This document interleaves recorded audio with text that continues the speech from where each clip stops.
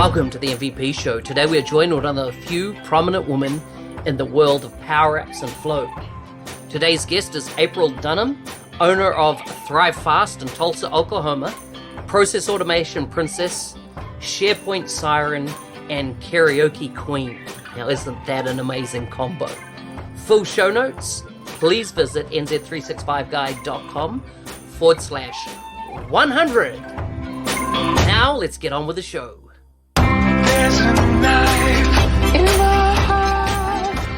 Hi April, welcome to the MVP Show.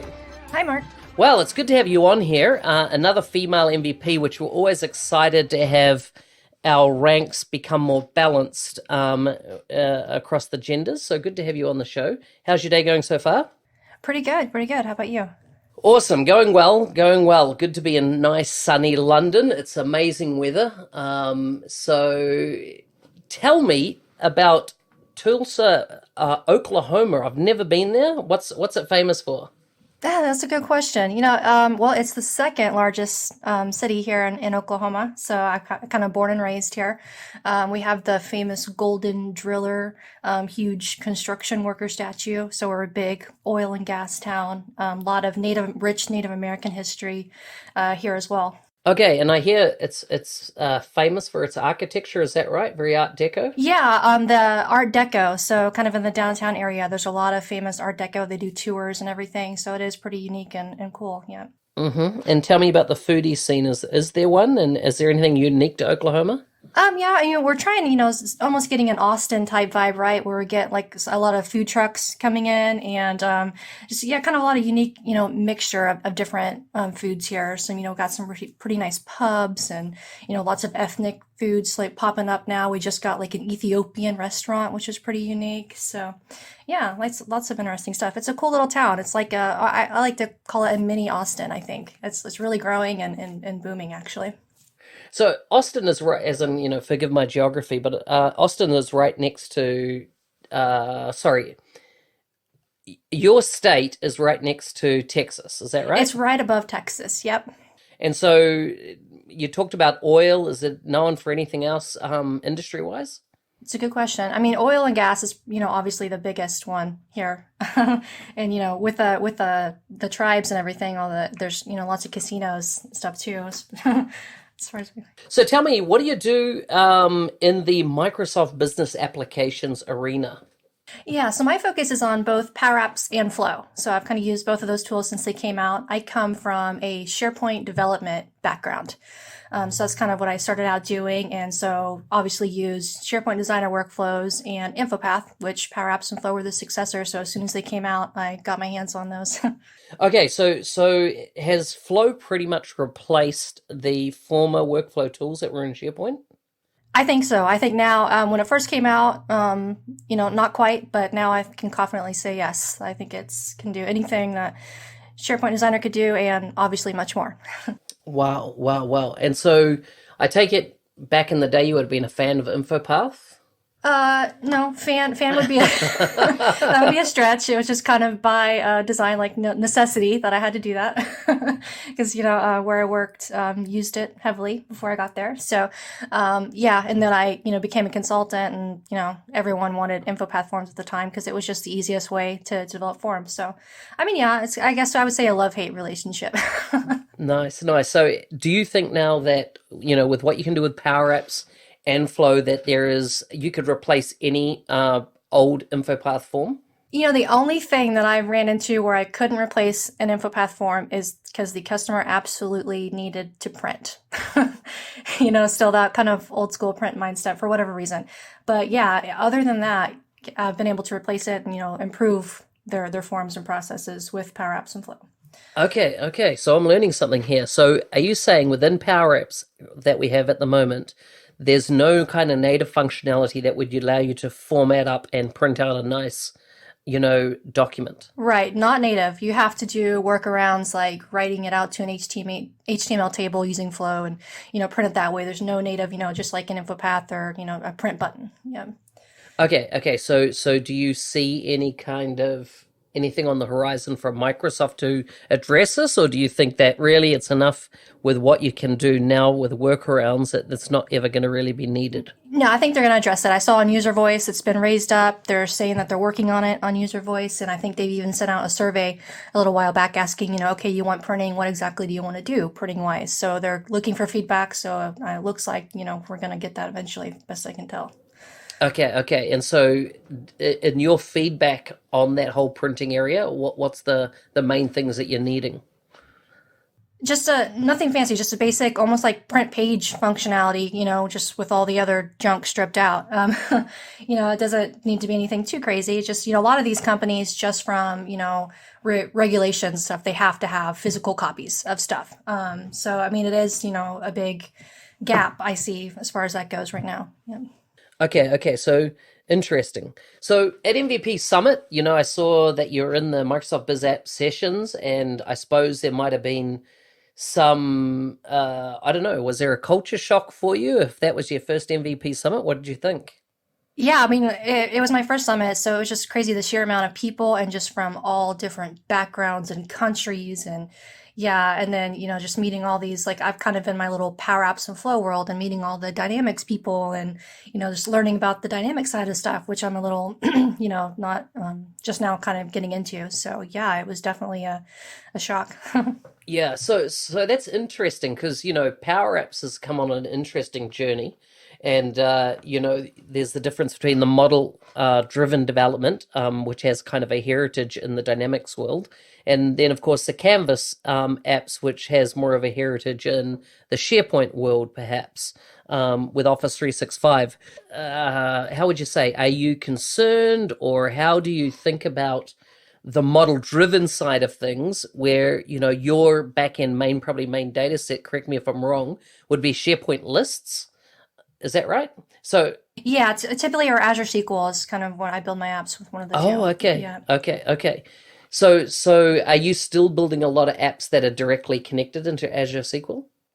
Yeah, I'd probably say about 70% of the apps I build are actually Azure SQL, and then the rest are SharePoint. Yeah. Okay. So how do you see, Common Data Service playing into the future of what you're doing? I can, you can obviously tell there's a big push to use CDS, and I think it's a great tool. I just haven't, a lot of the clients I work with are small to mid sector businesses. So kind of and then they're already using SharePoint often. So, a lot of their data is already in SharePoint or maybe Azure SQL. So just the justification to go there right now. I just haven't had a good use case to use CDS, but I can tell that, that's kind of where things are going, for sure. So you're one of our MVPs that is also a business owner, is that right? Yes, I have my own business. I've been doing this for about 6 years called Thrive Fast. So we do IT consulting. Yeah. Okay, so tell us a bit about that company, size, kind of who your target market is, and how you decided to, start a business. Yeah, so I was working at another company here in town, and someone came in to help work on a project, and he kind of had a side business, and he asked if I wanted to do a little, help after hours on some stuff, so I did, and eventually he was needed some help full time, and just kind of asked, so do you want to keep working for corporate, or, would you want to be an entrepreneur and kind of be my business partner? So I'm like, yeah. And I've always, wanted to be an entrepreneur. I built my first computer when I was 10. I started building websites at 13 and making money on the side. Just, hey, anyone need a website? I can, I can do that for you. So I had my own little kind of, I licensed a business when I was 16 and kind of did that for a little bit. And that's kind of how I paid my way through college. So I knew I wanted to do that, but I, went to work for corporate America after that so I could help pay the, the college bills. So yeah, I just kind of seized the opportunity at that point, and I became his business partner and been going with it ever since. So we're about, we're still small. We're about 3 full-time people, and we have some consultants, but we've been doing great. Obviously focused on custom development, SharePoint, PowerApps, Flow, and it's for small to mid-sector businesses, all over the U.S. Yeah. Wow. Okay, so tell me, what's your number one tip for picking up customers for a business like yours? For us, it's really just been word of mouth. If you do a good job and you treat your customers right and your product, people will evangelize that automatically for you, and you don't really have to do a lot of marketing or anything like that. And that's honestly what it's been like for us. So I see that you've got a bunch of titles. One is the Automation Princess. Another one is the SharePoint Siren. And I don't really know. What is a siren? Siren goes back to Greek mythology. So you'd have the sailors out there, and you'd have these sirens are almost like mermaid-like creatures, like the Starbucks siren, right?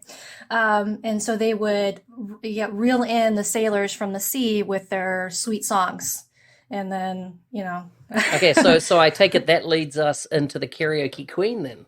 Yeah, yes, I've loved karaoke. I've always loved to sing, was in choir and all that, and just a big karaoke person. I'm in a kind of quasi band, joined the School of Rock, like the movie. Yeah, so yeah, and then sing karaoke. Just always been a passion of mine.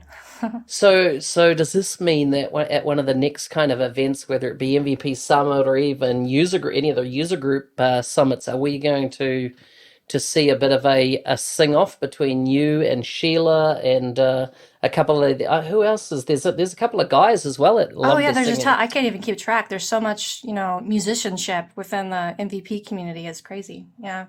No, that would be cool. I was joking with someone at the summit that we should start an MVP band. It's interesting because years ago when I became an MVP, even back then there were people involved in music bands, things like that. So it does seem to be a common theme over the years. Yeah, it makes sense. It really activates your brain. Music does, and it kind of goes hand in hand with technology and music, if you ask me. What else do you do for extracurricular activities outside of singing? What do you get up to? Going in the music realm, I like going to concerts a lot. Just a huge music fan in general. And I like to Netflix and chill. Lots of different shows that I I like watching, and movies. Big Game of Thrones Oh yeah, fan. Yeah. I'm with you on the Game of Thrones. Very exciting. I got a week behind, but I mean this episode won't come out for a few weeks, and it'll probably be all over then. But yeah, it's exciting. I'm looking. Did you see last night's episode? I did. No spoilers. So I'll just say, Yeah, don't tell me because I haven't watched it yet. So it's and I'm not going to get a chance tonight. So it'll be tomorrow night before I get to sit down to it. Okay, so you're into your movies, and tell me about your journey to becoming an MVP. How did it come about? I think I became an MVP in November of 2018, and I think I was nominated for a couple years back before that, and kind of that seemed to fizzle out. So I just kind of kept doing my thing, working my blog, speaking at more events. It kind of started locally here, speaking at some of the user groups. I had ran a SharePoint user group, and now the PowerApps and Flow user group, and kind of going to SharePoint Saturdays and working the circuit like that. And then eventually was renominated in the Biz Apps category, and yeah, kind of got it from there. Got some support from some of the other Flow and PowerApps MVPs, so it was great. I was truly shocked. Let's name some names. Who put you up for nomination, and who did you get the support from? I don't actually know who put me up for nomination, but I know I had a lot of support from Melissa Hubbard. She was great. She kind of mentored me. I was asking her questions how should I put in this contribution and stuff like that. And so she was a big one. She was a big help, and Daniel Askowitz, and just a bunch of them. So good. So how would you see it? Like to see the future play out from kind of two angles. One, your career. How do you see it going in the future? And also the second part of that is then what do you see happening, or where do you see Power Apps going and Flow in the near and long term future?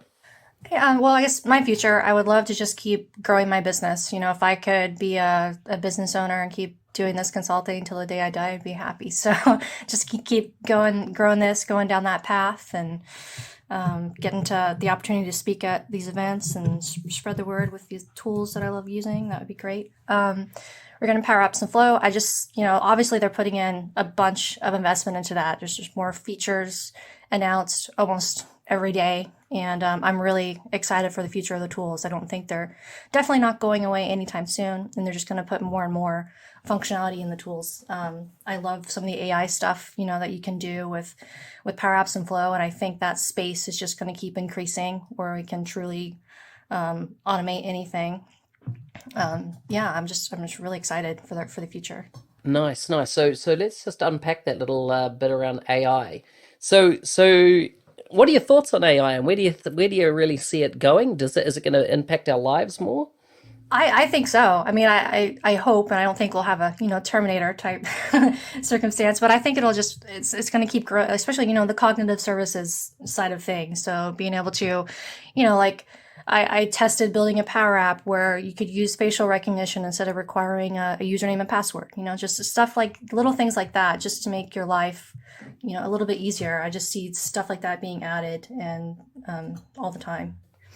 So you say you're not worrying about Skynet or the Terminator scenario, and I would be in a similar camp. I think that we're going to see an increased level of intelligence, but not necessarily awareness, as in, or the technology increasing or becoming self-aware. So tell me, 5 years from now, how will AI affect your job? I know a lot of people are probably scared that AI will, take their job away, but I don't really see it that way. I think there's always room. You need that human element in it, right? You need someone to program it, someone to make it work with, for the business, for their needs. So, yeah, I just think I feel like that'll kind of go hand in hand with the AI, and you still, like I said, you still need that human element. So. I think it'll open the door to more opportunity to build really cool solutions using that technology. But do you think, like your personal role, as in, do you think that we'll get to a point where potentially, so for example, even what you're developing software wise, do you see that ultimately that code or development could actually create more code, and if you like, develop itself? And as in, so what I'm thinking is that AI is based on rules, right? Algorithms are based on rules and patterns, and any form of software development is rules and patterns, at its core. So could we ultimately get to the point where AI could actually help us, build apps, write code, understand business models, and therefore, create, if you like, creative new ways of looking at them and developing technology? Yeah, no, I think so, and that's exciting. Is using AI to help us be better programmers or better coders, and you're already kind of seeing it with the solution checker, like in Power Apps, being able to look through your code and say, hey, this might not be the best way to do this particular formula, and the different debugging elements and Visual Studio and all that. So yeah, I mean, I think we'll definitely get there, probably in the near future, really, instead of more of the far. And I'm kind of excited for that, because I think, I mean, anything like that is good and not bad to help us do better at our jobs. Awesome, awesome, awesome. So yeah, exciting times. So tell me about getting skilled, for someone that comes from a SQL slash SharePoint Power Apps development point of view. Are there enough training resources, etc., out there for somebody like with your skill sets to get up to speed in the CDS, common data model, common data service, and the model-driven side of things? Where do you kind of go for training to? And why I'm asking this question is because I've had feedback that a lot of SharePoint folks, for example, don't know, if you like, the path to take to kind of get skilled in that CDS model-driven side of things. Yeah, that's a great question. I mean, I think there is, a ton of information out there.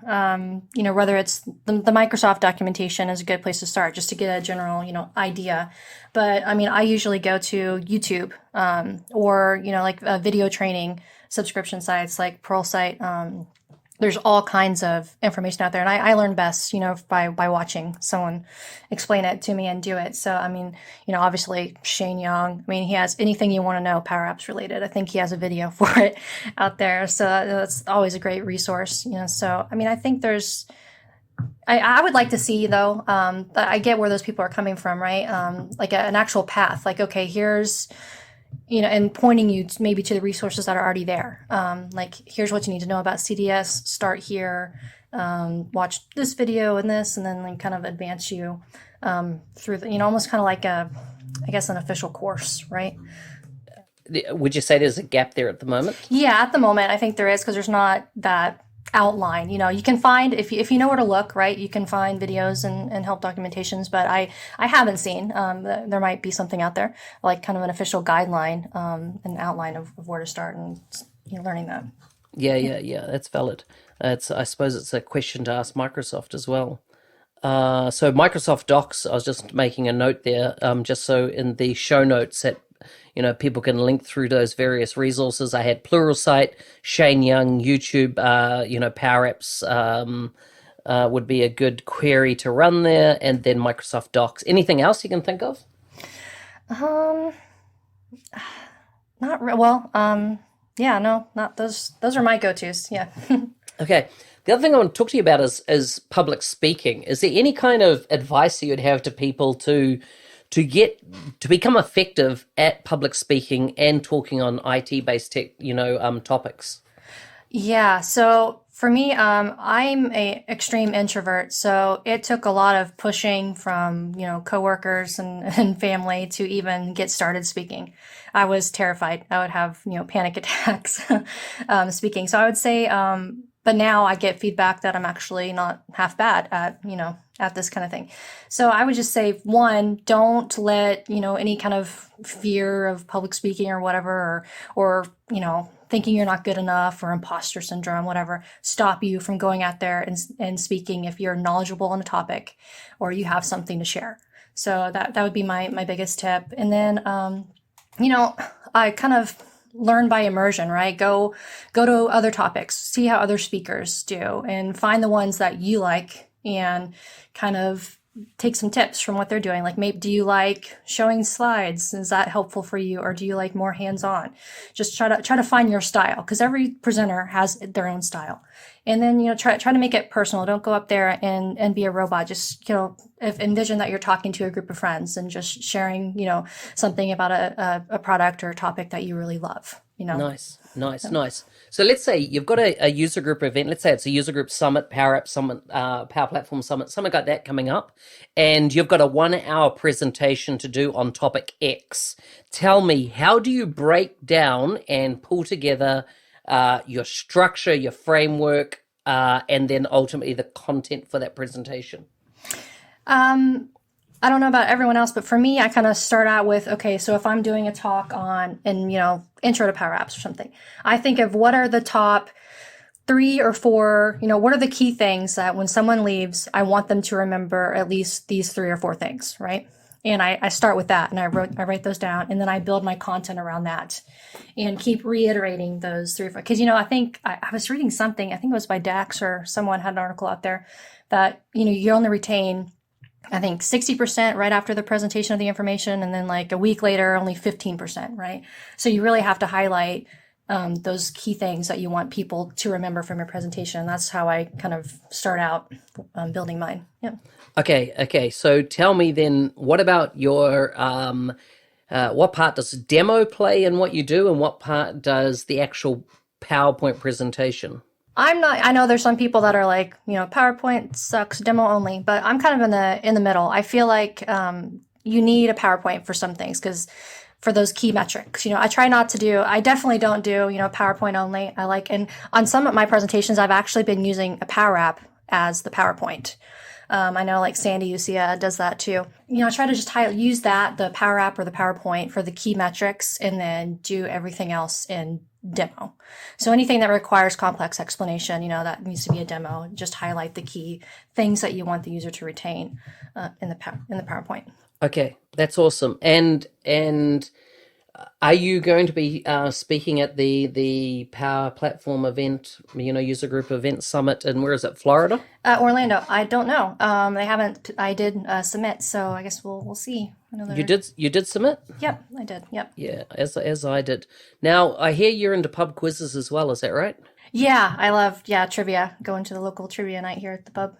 Nice. Because one of the topics I submitted was on doing a pub quiz style thing with prizes, etc., for Summit. So let's see if that gets accepted, and perhaps we could co-lead it together or something. That'd be great. I saw that, I think it was Sandy and John did that in Amsterdam, I believe, and that looked like that was a blast. So that would be great to have at that event. Yeah, I just like the idea of, beer as part of it, and and of course prizes. Who doesn't want prizes? So I think that's a cool idea.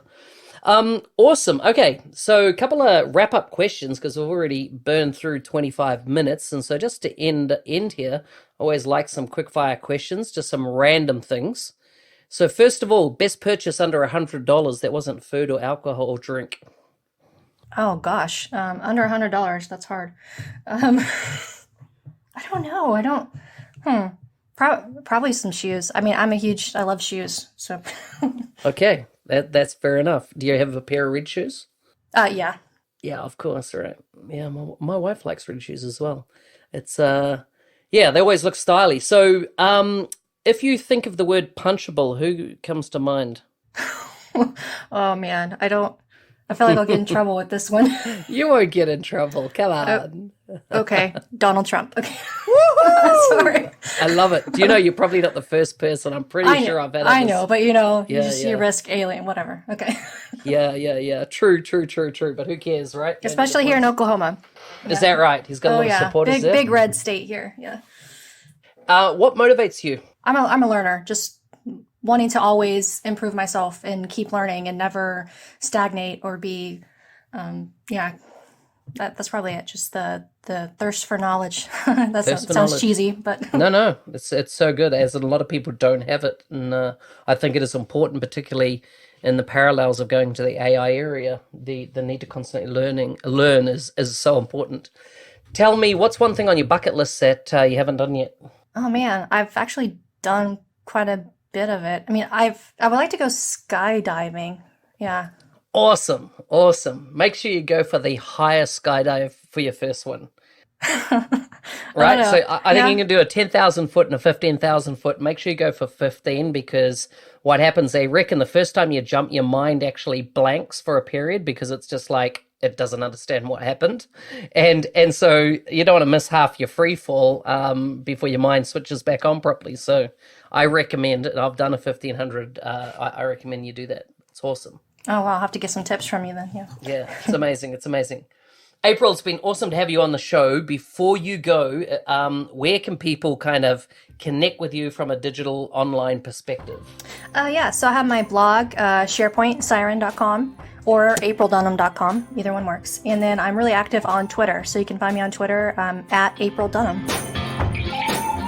Hey, thanks for listening. Today's episode marks the 100th episode that I've been producing over the past 2 years. I'd like to thank everyone who regularly listens and follows the different shows I produce. The MVP show, MVP Mondays, Dynamics 365 show, and the Power 365 show.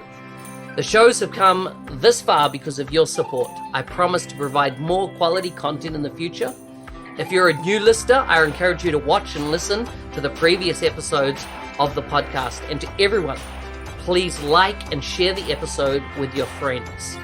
One thing I've noticed, I've only had one comment or feedback on iTunes. Only one in 100 episodes. So please, if you like this content and you want me to do more, jump into iTunes and leave some feedback and review. Even if you're on Android, etc., I don't know if you can, but please leave an iTunes review. It is still the most prominent way of, if you like, elevating this show.